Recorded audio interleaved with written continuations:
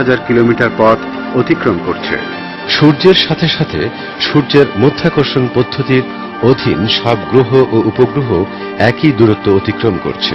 তদুপরি মহাবিশ্বের সব নক্ষত্র পরিকল্পিত একই গতিধারায় চলমান রয়েছে। সমগ্র মহাবিশ্বে আছে অসংখ্য কক্ষপথ। পবিত্র কোরআনেও একথা বলা হয়েছে। আকাশে আছে অসংখ্য পথ ও কক্ষপথ। বিশ্বে প্রায় 200 বিলিয়ন ছায়াপথ আছে। প্রতিটি ছায়াপথে আছে প্রায় 200 বিলিয়ন নক্ষত্র। প্রায় প্রতিটি নক্ষত্রেরই আছে আবর্তনশীল গ্রহ, আর প্রায় প্রতিটি গ্রহের আছে উপগ্রহ।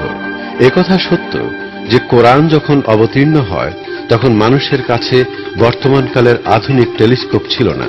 শত শত মিলিয়ন কিলোমিটার দূরবর্তী মহাশূন্য পর্যবেক্ষণ করার মতো আধুনিক পর্যবেক্ষণ যন্ত্রপাতিও ছিল না। পদার্থবিদ্যা বা জ্যোতির্বিদ্যার আধুনিক জ্ঞানও তাদের ছিল না। ফলে কোরআনে মহাশূন্যে যে অসংখ্য পথ ও কক্ষপথের কথা বলা হয়েছে তা সেই সময় বৈজ্ঞানিকভাবে প্রমাণ করা সম্ভব ছিল না। তবু সে কথা পবিত্র কোরআনে বলা হয় একেবারে খোলাখুলিভাবে, কারণ কোরআন হল আল্লাহর বাণী। আর এই জন্যে গ্রহ নক্ষত্রের মধ্যে একে অপরের সাথে সংঘর্ষ হয় না।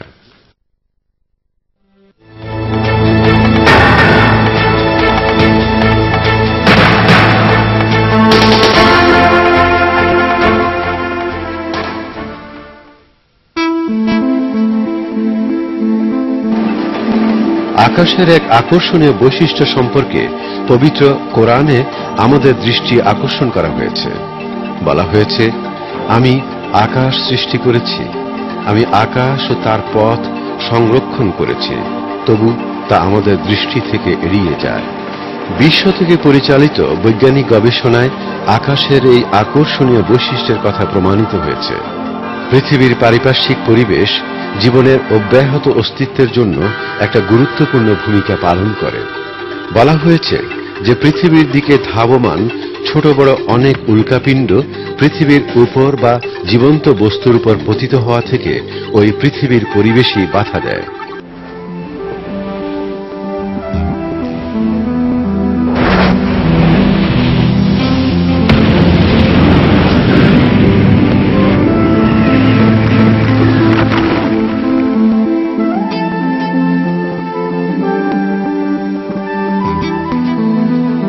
শুধু তাই নয়, মহাশূন্য থেকে পৃথিবীর দিকে অনেক বস্তুর আগমনের সময় জীবন্ত সত্তার জন্য তার ক্ষতিকারক বস্তু পরিবেশ বিশোধিত করে দেয়। বিস্ময়কর বিষয় যে পৃথিবীর পারিপার্শ্বিক বায়ুমণ্ডল শুধুমাত্র নির্দোষ ও উপকারী রশ্মিকে আসতে দেয়। ওইসব বস্তুর সাথে আগত নিউ আল্ট্রাভায়োলেট আলো ও রেডিও ওয়েভকে বাধা দেয়।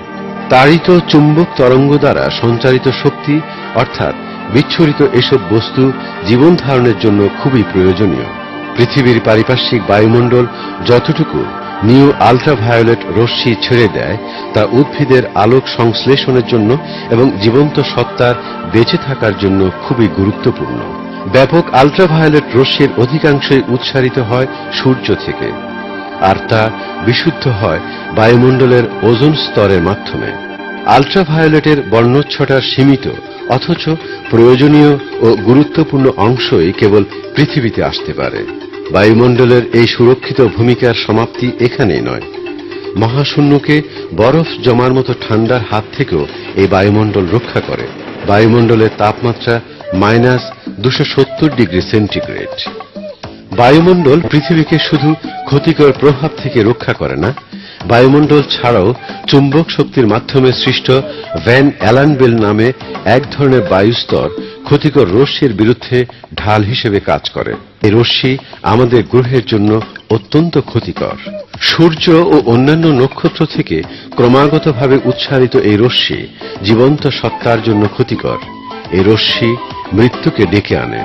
বায়ুমণ্ডলে ভ্যান অ্যালেন বেলের অস্তিত্ব না থাকলে সৌরস্তরে শক্তির ব্যাপক বিস্ফোরণ পৃথিবীতে আমাদের জীবনকে ধ্বংস করে দিত। সূর্যস্তরে এই বিস্ফোরণ প্রায়ই ঘটে। এসব আলোক ঝলকের মধ্যে একটা আলোক ঝলকে যে শক্তি থাকে তা 100 বিলিয়ন আণবিক বোমার সমান। হিরোশিমায় যে বোমা ফেলা হয় তা শুধু একটা বোমার সমান। হিসেব করে এই তথ্য পাওয়া গিয়েছে অতি সাম্প্রতিককালে। একটা আলোক ঝলকের 58 ঘণ্টা পর দেখা যায় যে কম্পাসের চুম্বক কাঁটা অস্বাভাবিকভাবে নড়াচড়া করছে, আর বিশ্বের 250 কিলোমিটার উপরে বায়ুমণ্ডলের তাপমাত্রা হঠাৎ করে 2500 ডিগ্রি সেলসিয়াস বেড়ে গিয়েছে। সংক্ষেপে বলা যায়, পৃথিবীর উপরে একটা পদ্ধতি কার্যকরভাবে ক্রিয়াশীল আছে। ওই পদ্ধতি আমাদের বিশ্বের চারপাশকে ঘিরে রেখেছে এবং আমাদের বাহ্যিক হুমকি থেকে রক্ষা করছে। বিজ্ঞানীরা এসব কথা জানতে পেরেছেন অতি সাম্প্রতিককালে, অথচ কয়েক শতাব্দী আগে কোরআন থেকে আমরা জানতে পারি যে বায়ুমণ্ডল বিশ্বের রক্ষাকারী ঢাল হিসেবে ক্রিয়াশীল আছে।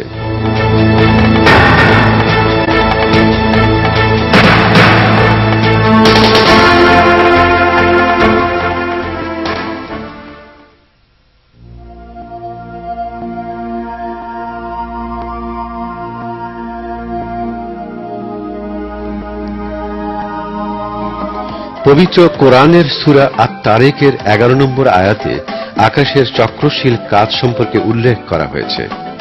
ওই আয়াতে বলা হয়েছে, শপথ চক্রশীল আকাশের।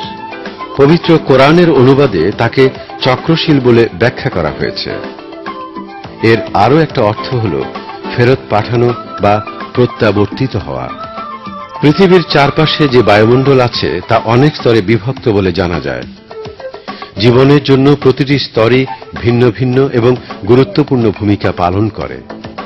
গবেষণার মাধ্যমে প্রকাশ পেয়েছে যে ওইসব স্তরের কাজ হল কোনো কোনো বস্তু বা রশ্মিকে মহাশূন্যে ফেরত পাঠানো এবং তার অনুকূল অংশ পৃথিবীতে পাঠানোর ব্যবস্থা করা। পৃথিবীর চারপাশে যে ভিন্ন ভিন্ন স্তর আছে তার চক্রশীল কাজ সম্পর্কে কয়েকটি দৃষ্টান্তের মাধ্যমে পর্যালোচনা করা যেতে পারে। পৃথিবীর 1300 থেকে 1500 কিলোমিটার উপরে যে ট্রপোস্ফিয়ার আছে তার কাজ হল পৃথিবীর উপরিভাগ থেকে উত্থিত জলীয় বাষ্পকে ঘনীভূত করা এবং বৃষ্টির আকারে পুনরায় তা পৃথিবীতে ফেরত পাঠানো।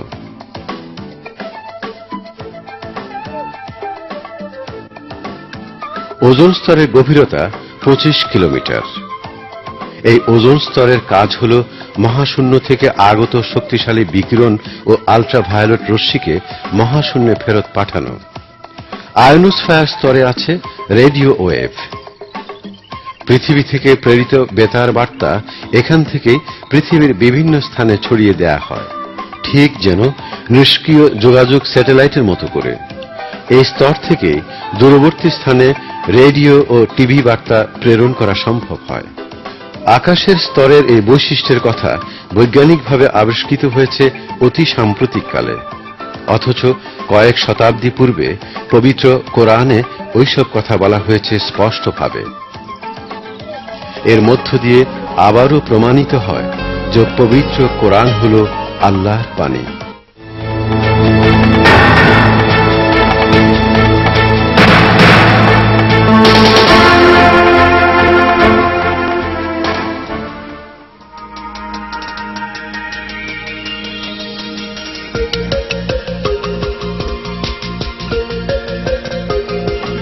বিশ্ব সম্পর্কে পবিত্র কোরআনে স্পষ্টভাবে বলা হয়েছে যে আকাশকে গঠন করা হয়েছে 7টি স্তরে।